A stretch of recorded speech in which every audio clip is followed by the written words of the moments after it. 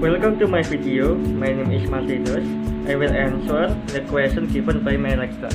Case study 17. Informed consent. A 56-year-old male consulted his family physician due to respiratory problems. After the 10th raise revealed patty infiltration of the lung, Mr. S was referred to a respiratory specialist, who determined that the condition was bilateral and recommended an open lung biopsy, which Mr. S refused to undergo. Of fear Mr. S's condition further deteriorated, he was referred to Dr. D, an internist specializing in respiratory diseases. Dr. D observed that Mr. S was exceptionally anxious upon examination. The doctor's initial diagnosis was progressive pulmonary fibrosis of the interstitial pneumonitis type, probably involving fibrosing alveolitis. A biopsy was required to confirm this diagnosis, but Mr. S continued to refuse to undergo an open lung biopsy. Doctor then suggested an alternative procedure, known as a trephine lung biopsy.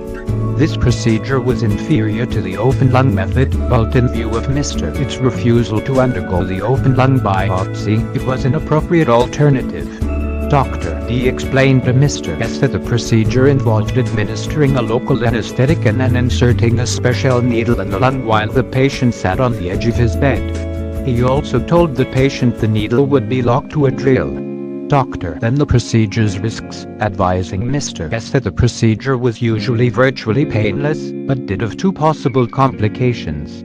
Dr. D did not mention to Mr. S that the procedure also involved risk perforating the spleen or the liver, an uncommon risk but not as uncommon as death. Apparently Drive D was zero aware of risk. Mr. S consented in writing to the trephine biopsy procedure. Prior to the procedure, Mr. S was anxious, apprehensive, and nervous. He told Dr. D he could not afford to die.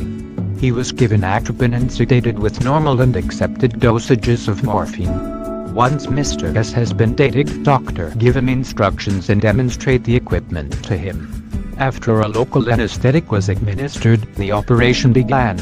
At a critical juncture, Mr. S was directed to hold his breath.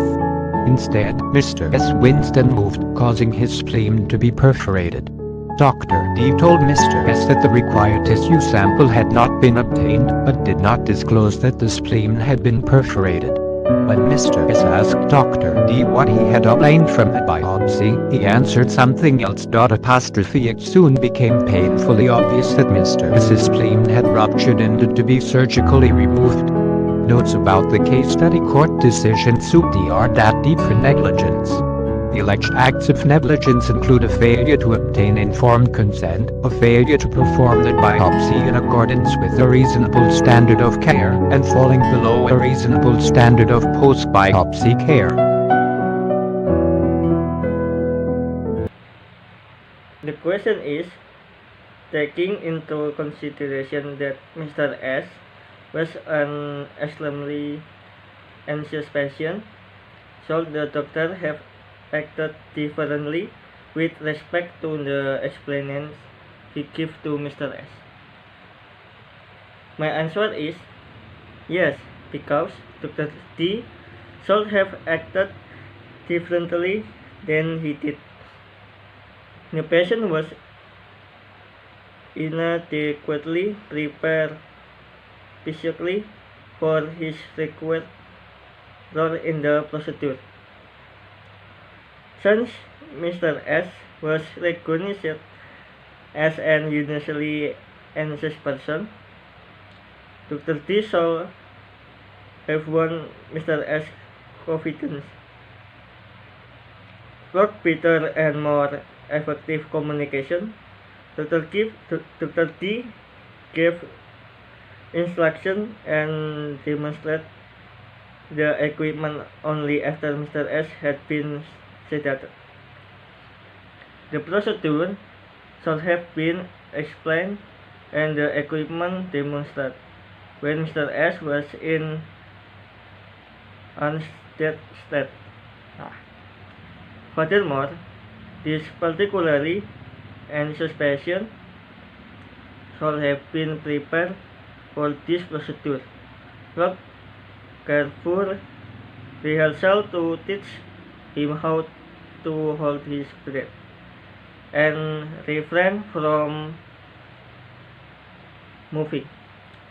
The statement Mr. S made to Dr. T immediately before the procedure that he could now afford today was a clear indication of this apprehension at the point. Dr. T should have evaluated Mr. S' willingness to process, which could have been touched only when Mr. S was alert and not under sedation. Thank you.